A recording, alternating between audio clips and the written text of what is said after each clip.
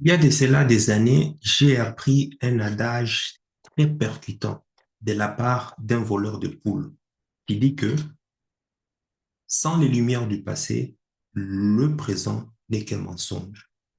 Et tu l'as bien compris. Je répète, sans les lumières du passé, le présent n'est qu'un mensonge.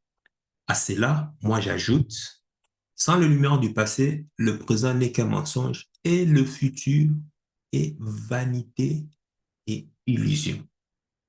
Donc, dans cette vidéo, je vais revenir avec toi sur l'arnaque qu'il y a autour justement du conflit russo-OTAN sous couvert de l'Ukraine. Quoi? Non, attends. Tu vas pas, jusqu'à aujourd'hui, tu vas pas me dire que tu continues toujours à penser et à croire que la Russie est en train de se battre avec l'Ukraine. Non, Russie est en train justement de livrer un conflit avec les puissances impérialistes occidentales, sous couvert justement OTAN, Union européenne, en utilisant un proxy qu'on appelle justement l'Ukraine. Mais bon, là n'est pas le problème, on sait déjà l'arnaque qui se passe, mais il y a un an, j'ai publié cette vidéo qui parlait effectivement de l'arnaque. Comment est-ce que le peuple est mené en bateau par les oligarques ou bien les présidents ou bien les dirigeants qu'ils ont élus justement au pouvoir. Je dis, est-ce que les Françaises et les Français savent que les sanctions que les dirigeants européens ont imposées à la Russie font plus de mal aux Français, aux citoyens européens qu'aux Russes ou au gouvernement russe? Est-ce que les Français savent, enfin, les Européens en tout cas, si tu es de la Belgique, si tu es de la France, si tu es de la Suisse, enfin je parle à ces pays francophones, est-ce que tu sais que les sanctions que tes dirigeants à toi ont imposées à la Russie font plus de mal à ton portefeuille à toi que aux Russes? Aïe, aïe, aïe, aïe, aïe, aïe. Au fait, sais-tu que l'Union européenne a imposé des sanctions contre le gaz, pétrole russe, bref, dans tous les secteurs. Donc, du coup, l'Union européenne va demander à la Chine de pouvoir lui fournir du pétrole et du gaz. Mais qu'est-ce que la Chine fait? La Chine va acheter du pétrole et du gaz auprès de la Russie à bas prix, parce que c'est en, comment on appelle ça, c'est en rouble, et ils viennent les revendre aux Européens 4 fois, 5 fois plus que le prix acheté. L'Arabie saoudite va acheter du pétrole et du gaz à prix réduit. Et qu'est-ce qu'il vient? Il vient revendre à la France, en fait à l'Union européenne, 6 fois, 7 fois le prix. L'Algérie en fait de même. L'Inde aujourd'hui, l'Union européenne a demandé à l'Inde de pouvoir lui fournir du gaz, de pouvoir, excuse-moi, de pouvoir lui fournir en fait tout ce qui est matière première autre. L'Inde a refusé. L'Inde a dit non. Vu que cette crise est en train d'arriver, je préfère d'abord penser d'abord à mon peuple d'abord. Satisfaire d'abord les préoccupations du bas, enfin les préoccupations du ventre de mon peuple avant de penser à vous. Mais par contre, j'ai des réserves dont je peux vous ravitailler. Qu'est-ce que l'Inde fait? L'Inde va acheter du pétrole, des engrais, la matière première à la Russie et vient revendre 4 fois, voire même 5 fois le prix à l'Union européenne. Regarde-moi cette bêtise. Mais cet argent que l'Union européenne utilise pour acheter ce pétrole qui vient je sais pas moi, de la Chine ou d'autres trucs, c'est ton argent. L'argent, tu souffres tous les matins en hiver, tu es promené faire des longues heures sous le stress et à un travail où tu n'as même pas de reconnaissance. et tu te retrouves déjà ton salaire 50 à 60% de ton salaire prélevé à la source, et c'est cet argent que les dirigeants que tu as votés au pouvoir utilisent, vont gaspiller cet argent bêtement parce qu'ils ont été incapables, ils ont été incapables de mal gérer, de mal gérer la crise. Ils se sont tirés en fait une balle sur une tempe en fait. Hein? Le pétrole et le gaz dont ils se ravitaillaient ici à la Russie, qui leur coûtait moins cher, et aujourd'hui ils sont obligés d'aller de trouver les alliés qui sont plus loin, et ces mêmes alliés, qu'est-ce qu'ils font? Ils vont aller se ressourcer à, à la même Russie, qui ont reçu des sanctions par ces mêmes Européens. Ils vont acheter là-bas le pétrole et le gaz à moins cher pour venir leur revendre. Regarde-moi l'ego de ces personnes que tu as voté au pouvoir, qui aujourd'hui est en train de délapider ton argent, hypothéquer ton avenir par simplement, par ego. Par ego. En fait, il y a une citation, je ne sais pas, je lis ça de qui. En fait, chaque représentant, chaque dirigeant qui est au pouvoir est le reflet du caractère du peuple qu'il dirige. En fait, si tu détestes aujourd'hui Macron par sa mauvaise ingérence, ou bien tu détestes Bruno Le Maire, qui est le ministre de l'effondrement économique par excellence, si tu le détestes à cause de sa mauvaise gestion, il est fort probable que toi aussi, tu es pareil. Et d'ailleurs, si je ne me trompe, les dernières élections, beaucoup de gens, et même toi, tu as voté Macron simplement parce que tu ne voulais pas voir Marine Le Pen passer au pouvoir, n'est-ce pas? N'est-ce pas ou pas? Beaucoup de gens, il a de fortes chances, et même toi qui me regardes, tu as dû voter Macron parce que tu ne simplement voulais pas voir Marine Le Pen passer. Et maintenant, aujourd'hui, tu es en train de te plaindre que rien ne va. Non, tu es responsable. Il y a même de fortes... Je suis prêt à parier que tu ressembles même à Macron. Parce que tu es toi-même le système qui est en train de détruire, non seulement de te détruire, mais de détruire aussi tes proches.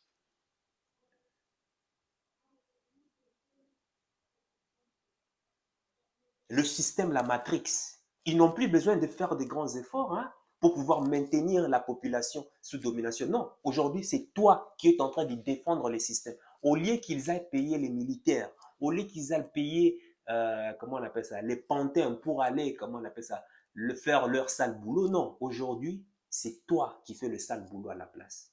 Parce que la sémence qu'ils ont placée dans ta tête pour pouvoir te maintenir toujours dans la basse classe sociale, te maintenir, te mettre sous pression, mais pas trop, parce que si c'est trop, tu vas te révolter. Alors, on te donne un semblant de liberté, un semblant de confort qui va te permettre de souffler un peu et de pouvoir supporter ce même système. Mais en même temps, on ne te donne pas plus pour que tu n'aies pas assez et que tu ne puisses pas voler de tes propres ailes. Sinon, si tu voles de tes propres ailes, c'est fini. Ils vont pas te rattraper. Alors, il faut te maintenir, tu vois, dans le juste milieu là. C'est ça qu'on appelle la rat race, l'engrenage.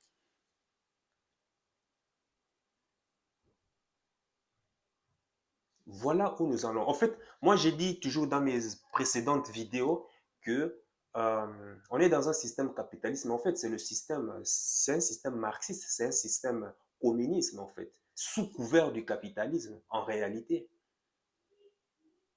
Parce que si c'était vraiment l'individualisme, il fallait favoriser l'individualisme, mais observe de la manière dont on est en train de diriger, de la manière dont nous sommes dirigés. Ce n'est pas le capitalisme, ça. Hmm? Quand l'État devient ton papa, quand l'État devient ta maman, quand l'État devient ton pourvoyeur, quand l'État devient je ne sais pas quoi, non, ce n'est plus du capitalisme, désolé.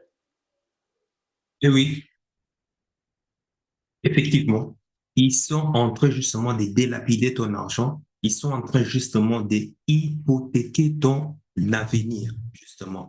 Dans cette vidéo, j'ai montré exactement comment est-ce que les sanctions que l'Union européenne et toute la communauté occidentale, OTAN et autres là, ont dû apposer contre la Russie en nous faisant croire que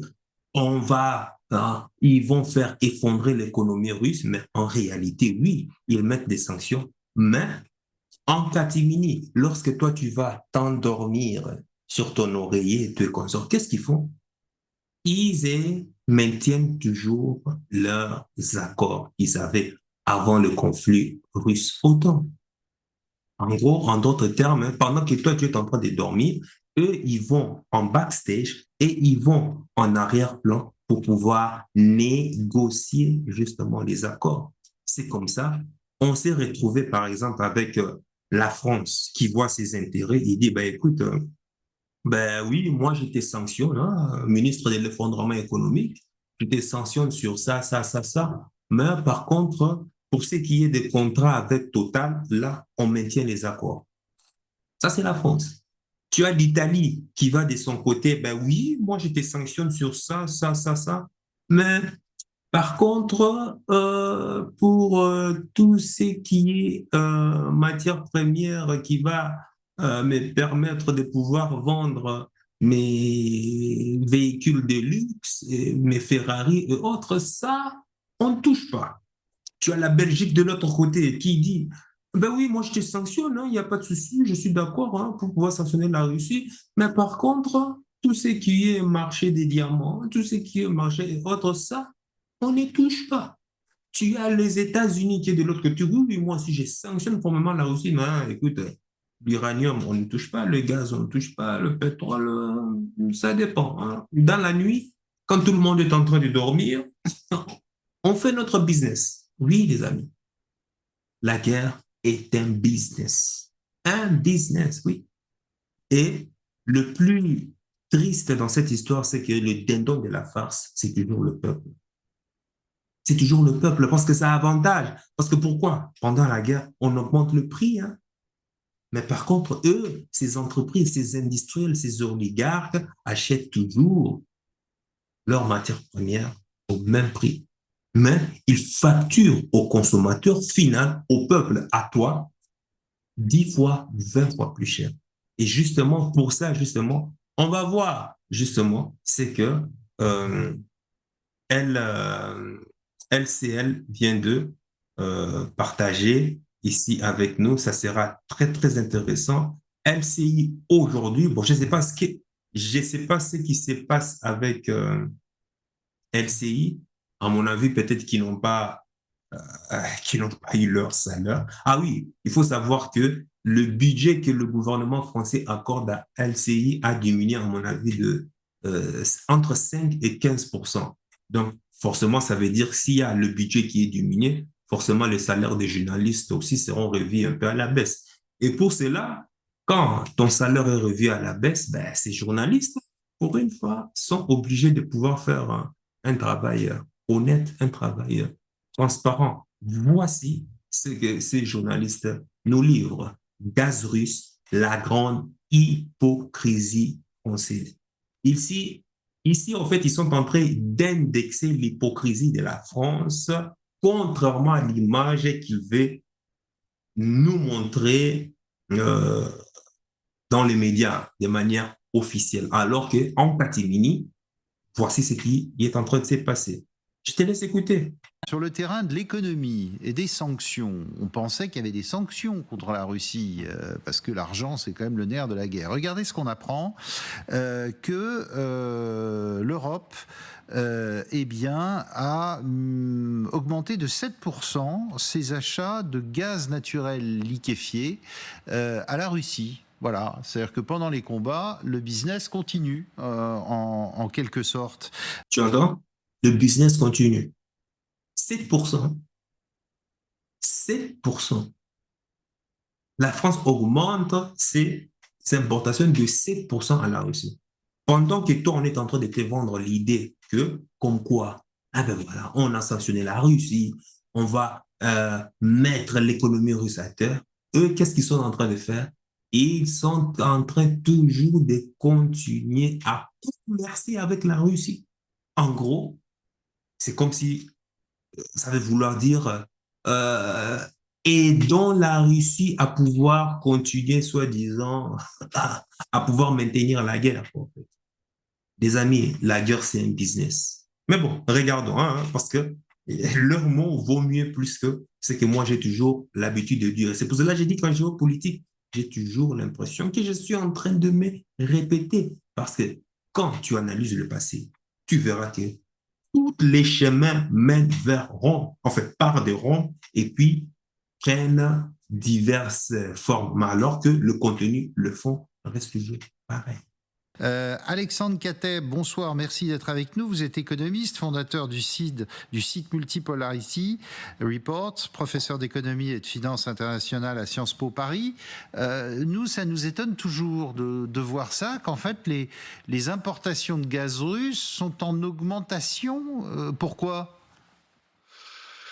Ben écoutez, tout simplement parce que même si il y a eu des sanctions contre le pétrole, il n'y a pas de sanctions contre l'importation de gaz russe, notamment par voie maritime. Hein. Il y a des sanctions contre le pétrole, mais il n'y a pas de sanctions contre l'importation de gaz russe liquéfié. Oui, ça c'est le cas de la France. Mais quand il s'agit des États-Unis, comme j'ai dit, l'importation du pétrole continue toujours. Hein. Peut-être pour la France, c'est différent. Comme je te l'ai dit, chaque pays européen regarde ses intérêts. Voilà, OK, nous sanctionnons ceci, mais par contre, ça, on ne touche pas. Par contre, cette niche, on ne touche pas. C'est ce qu'il veut vouloir dire. Ici, nous sommes dans le cas de la France. Certes, la France sanctionne le pétrole, mais par contre, le gaz, on ne touche pas. Suivons. De gaz liquéfié.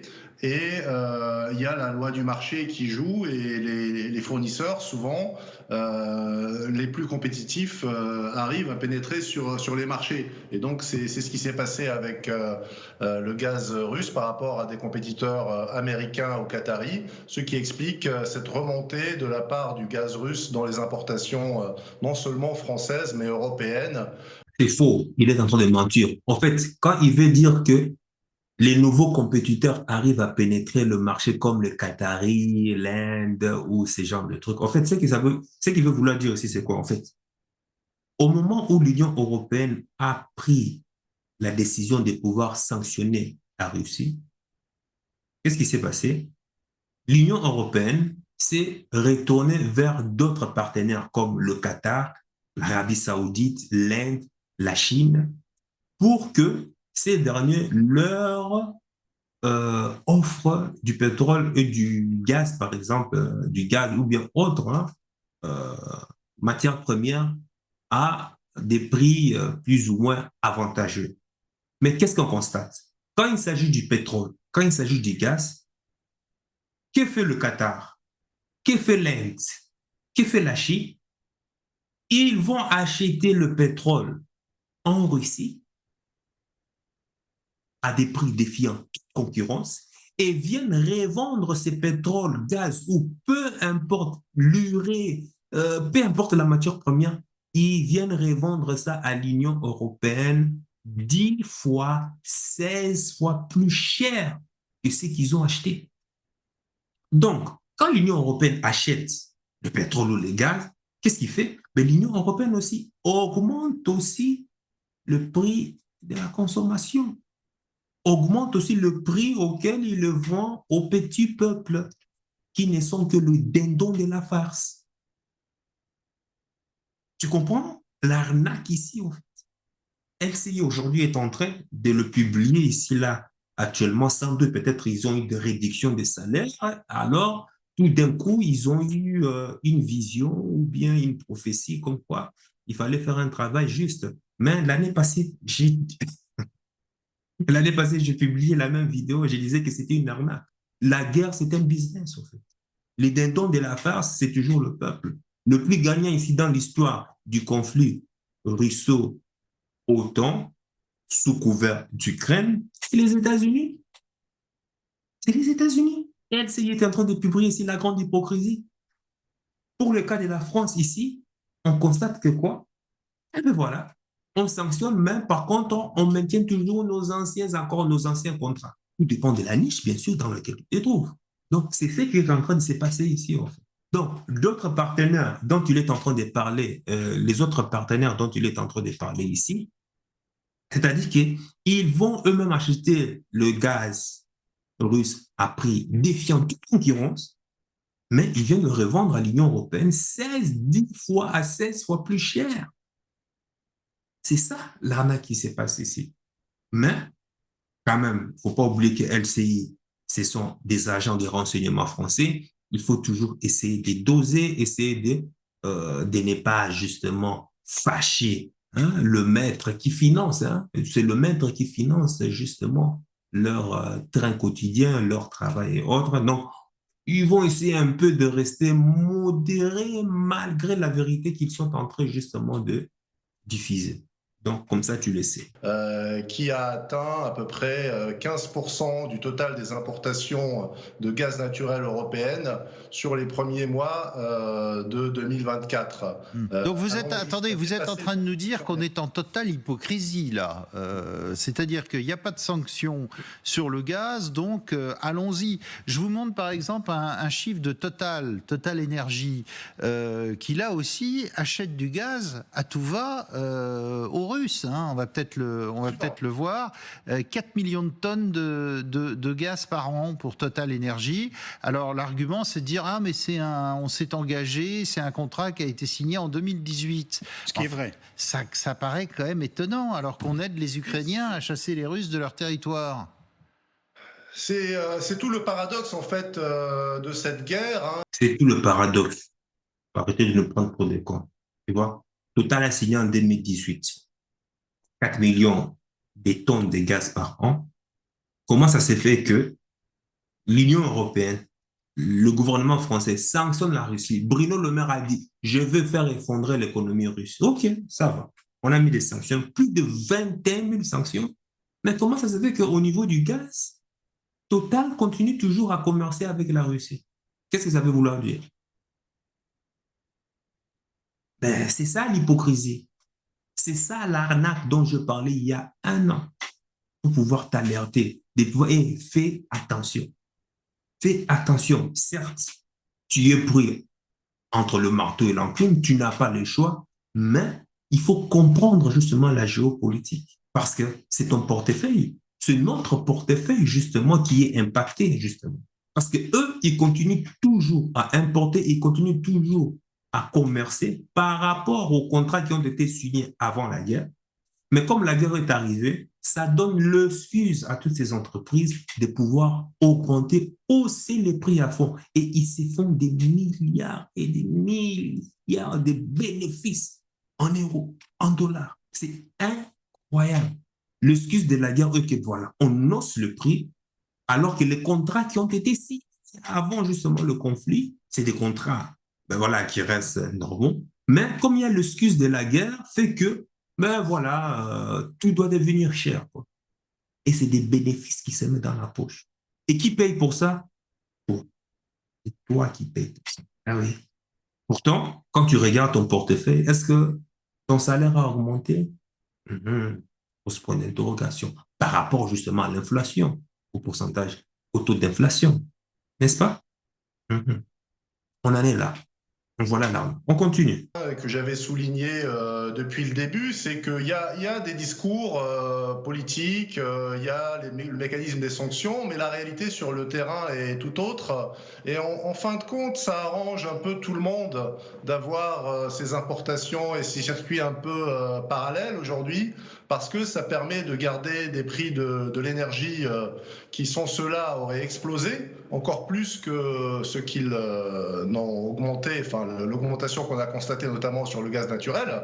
Et le paradoxe principal, c'est que certes, l'Europe a réduit très sensiblement ses achats de gaz russe, mais elle est aujourd'hui en train d'acheter du gaz russe à un prix 3 ou 4 fois supérieur à ce qu'elle faisait auparavant. En fait, quand il dit 3 fois plus cher, c'est faux. C'est 10 fois à 16 fois plus cher.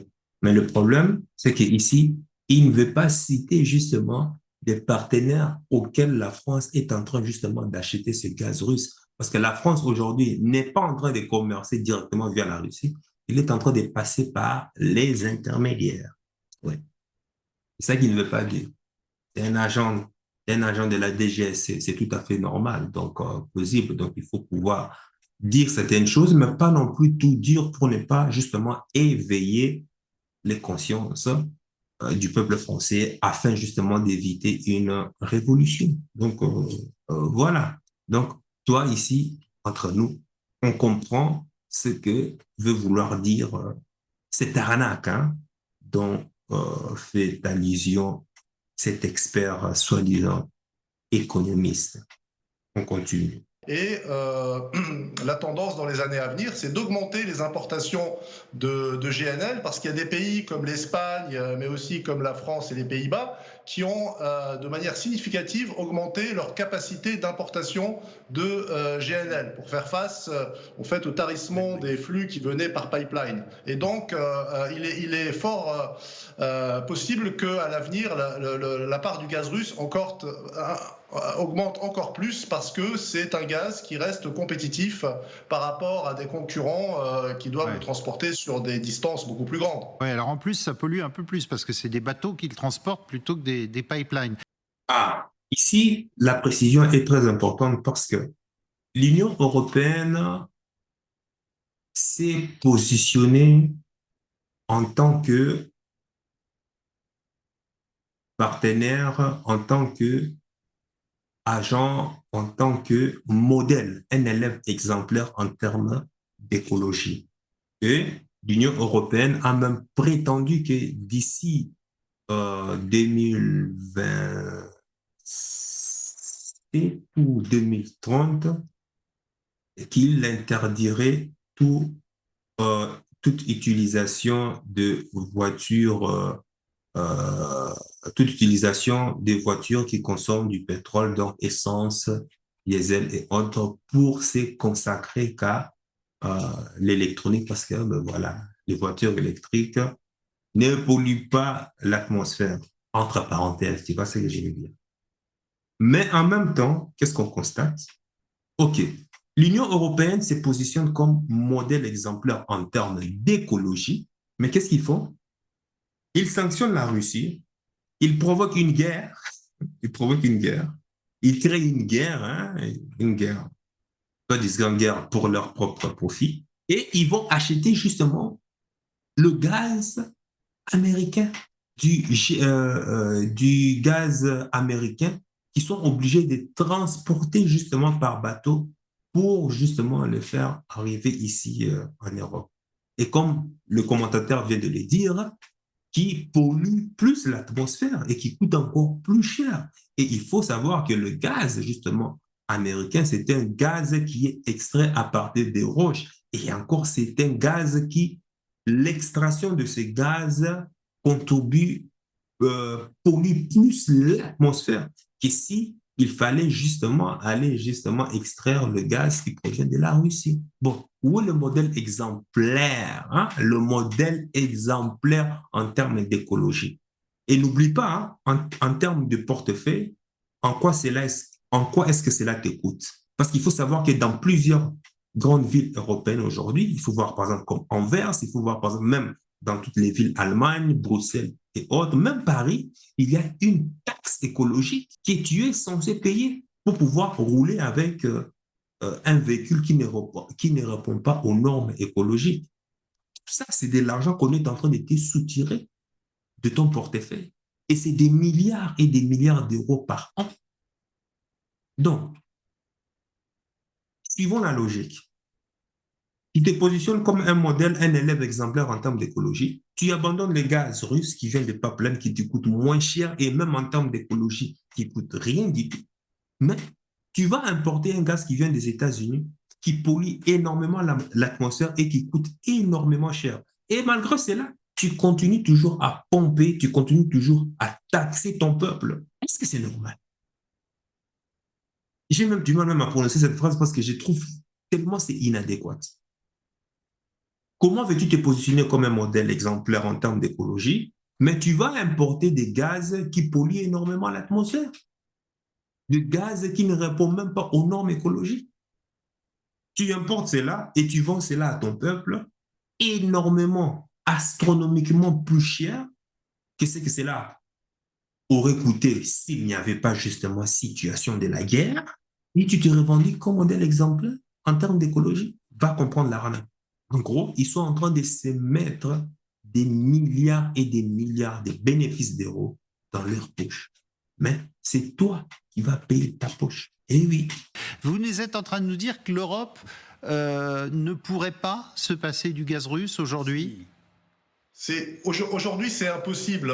On a vu que l'Europe avait essayé de diversifier ses importations et dans une certaine mesure, elle a réussi à le faire, notamment en augmentant ses importations de gaz américain. Mais les capacités américaines d'exportation sont limitées aujourd'hui. Elles pourraient peut-être augmenter encore dans les années à venir, mais c'est pas forcément, je dirais, vrai à 100%, parce qu'il y a aussi des politiques aux États-Unis qui militent pour limiter les exportations, tout simplement pour garder un prix du gaz faible sur le marché domestique. Et donc la solidarité, à un moment, s'arrête quand les intérêts économiques des uns et des autres sont mis en jeu, ce qui se passe aujourd'hui aux États-Unis et ce qui pourrait se passer aussi avec d'autres pays comme le Japon. Avec le Japon, il y a un mécanisme de coordination qui s'est mis en place, mais là aussi, on atteint les limites de ce mécanisme de coordination parce que le Japon, finalement, reste engagé aussi avec la Russie, notamment à travers le champ de Sakhaline, qui est un immense gisement de gaz et que le Japon exploite avec la Russie et qu'il continuera d'exploiter à l'avenir. Et les affaires continuent. Sylvie Berman. Oui, la réalité, c'est qu'on a encore besoin de gaz et effectivement, on l'importe de Russie. Je rappelle, on évoquait Total tout à l'heure, que tout cela vient de la péninsule de Yamal et c'est Total qui l'a construit avec Novatek. Donc effectivement, il y a des contrats et ce n'est pas très étonnant. Alors, les Américains dans le même temps, pardonnez-moi, mais une entreprise, par exemple, comme Renault, a fichu le camp de Russie Absolument. du jour au lendemain en perdant des milliards. Elle était, je crois, en co-entreprise avec Lada. Et ils sont partis du jour au lendemain. Ils ont tout perdu. Mais alors Total a renoncé à ses projets nouveaux. Mais il y a un certain nombre d'accords qui avaient été passés. Et encore une fois, la France avait besoin de ce gaz. Hein. C'est pas simplement pour aider la Russie. Et par ailleurs, les Américains sont évidemment autosuffisants en matière de gaz et sont maintenant exportateurs. En revanche, ils importent 20% de leur uranium de Russie. Donc à partir du moment où ils ont besoin d'énergie, il n'y a pas de sanctions. Bon, après, je voudrais quand même vous rassurer un tout petit peu. Les sanctions marchent quand même parce que je vous rappelle que Gazprom, pour la première fois, est une entreprise déficitaire cette année. C'est une entreprise qui a perdu énormément de marché. Il a perdu quand même le marché européen qui était de 155 milliards de mètres cubes. Et donc là, avec regardez les pertes records de Gazprom. Avec ces exportations, ils n'arrivent pas quand même au même volume. Par rapport à l'interdiction du gaz, il y a les sanctions qui, contrairement à ce qui a été dit, il y a les sanctions sur le gaz qui existent, parce qu'il y a par exemple le projet que les Russes avaient dans la mer Arctique avec les Chinois, qui a été arrêté justement parce que les Américains ont fait la pression, et donc justement le projet avec Novatek, mais ça s'arrête, ça reprend, ça s'arrête, ça reprend, mais il y a autre chose aussi. Vous voulez encore plus d'hypocrisie ? Allons-y. Oui, allons-y. Tant qu'on y est. Vous savez, le gaz, le pipeline là, de Souja, sur quel territoire il va après ? C'est sur l'Ukraine. En Ukraine. Sur le territoire ukrainien. Oui, qu'ils le laissent passer. Et donc, les Ukrainiens ont laissé le transit pendant toute la guerre en Ukraine, ont laissé le transit. Ça fait 3 semaines où ils ont annoncé à la Hongrie et à l'Autriche et à un certain nombre d'autres pays européens qu'ils coupaient ce robinet, mais non pas pour couper le robinet, mais parce qu'il y a les sanctions contre Lukoil. Donc en fait, ils disaient, il y a le gaz qui est produit par l'entreprise Lukoil, qui elle est sous les sanctions, donc on ferme le robinet. Et les autres disent, mais vous avez signé les contrats pour des années et des années, donc il faut les respecter. Et donc voilà, c'est pour vous dire la complexité de la question. Samantha. Alors oui, la complexité de la question, c'est que le problème ne s'applique pas que au gaz. Il y a un énorme rapport qui a été produit dans le Financial Times il y a quelques semaines sur les importations d'urée. L'urée, c'est une composante des engrais, c'est fait avec de l'azote. L'Europe importe 70% de son urée de Russie. Les importations d'urée ont doublé depuis entre 2022 et 2023. La France importe 90% de son urée pour les engrais de la Russie. Ah oui. Et qui est-ce qui contrôle le plus grand importateur français d'urée? C'est Eurochem. C'est une société qui est contrôlée par une boîte à Chypre qui, elle, appartient à un oligarque russe sanctionné. Donc voilà, ça c'est un autre exemple des problèmes avec l'application des sanctions. Le nickel russe n'est pas sanctionné.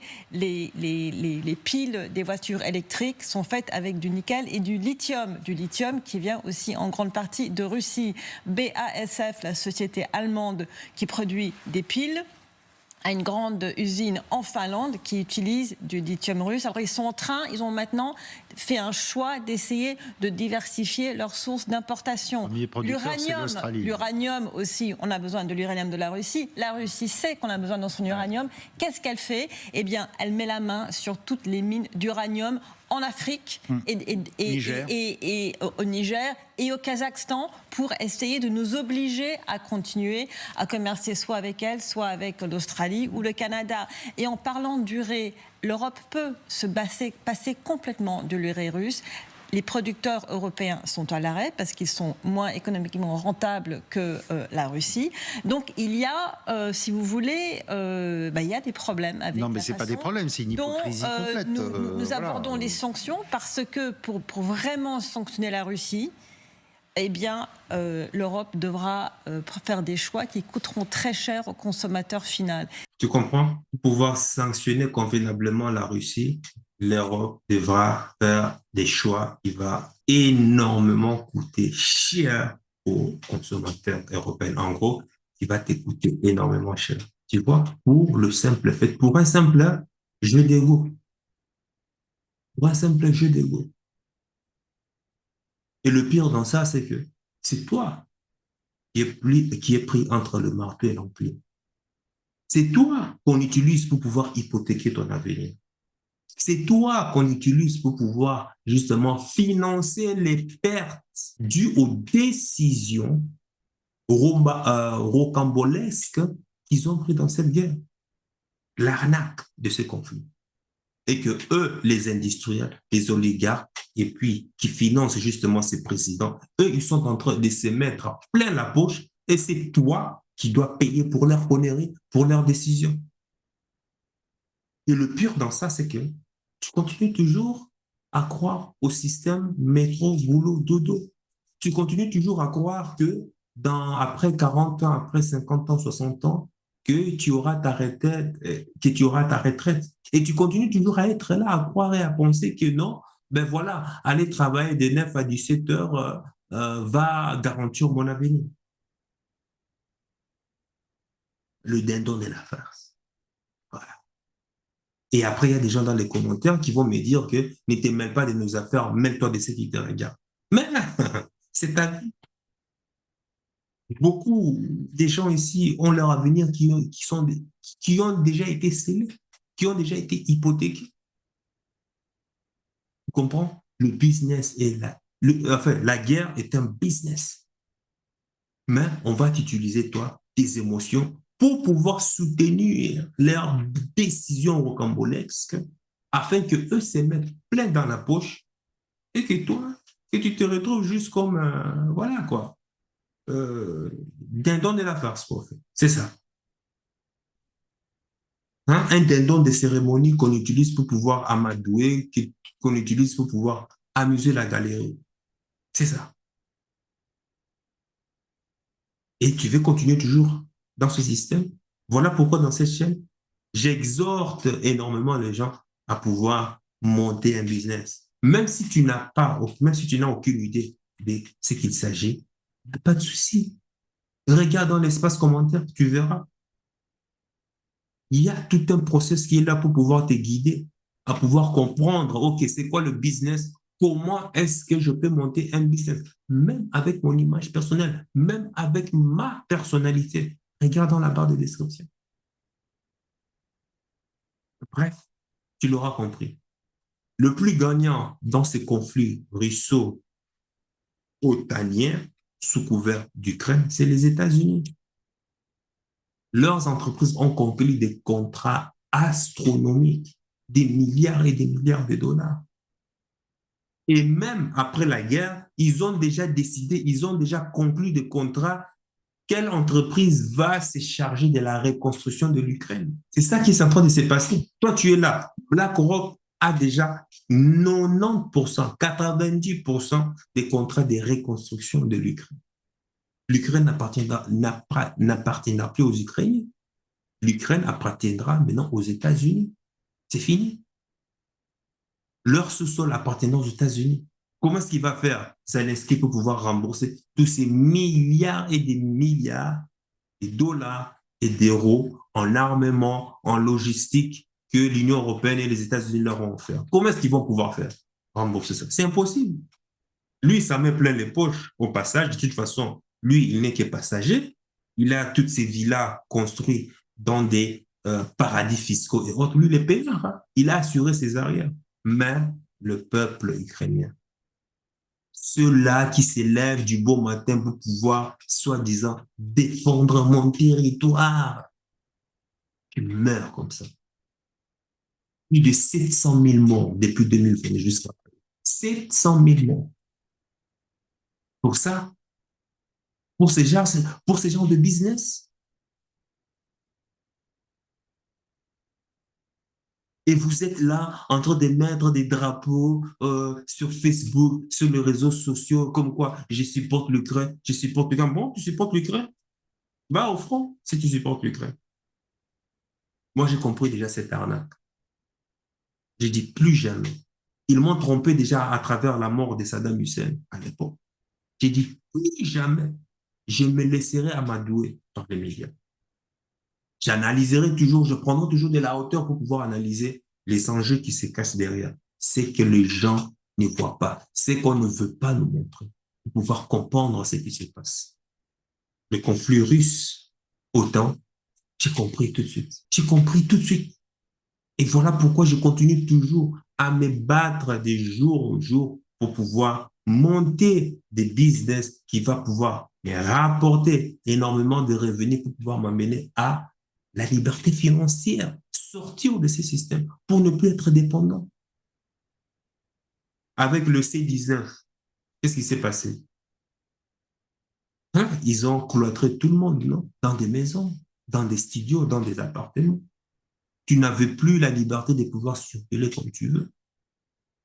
Imagine que tu as la liberté financière. Tu penses que cela t'empêchera? Pendant qu'ils ont cloîtré, pendant qu'ils ont isolé, pendant qu'ils ont empêché au peuple de pouvoir circuler, ceux qui avaient la liberté financière ont décidé de prendre leur vol et d'aller dans des pays où les sanctions n'étaient pas, où leur liberté n'était pas restreinte. En l'occurrence, à Miami, en Tanzanie, bon, la plupart dans des pays africains et puis asiatiques. C'est ce qu'ils ont fait. Et ils vivaient peinard leur vie. Mais pour pouvoir s'offrir ces genres de confort, il faut travailler. Il faut travailler pour pouvoir mettre en place un système qui va te permettre justement de pouvoir sortir de cet engrenage qui est la rat race. Et dire d'autre. Sache que ton cœur sait déjà ce que ton cerveau essaie de comprendre. Suis la voie de ton cœur. Il connaît déjà le chemin. Ciao.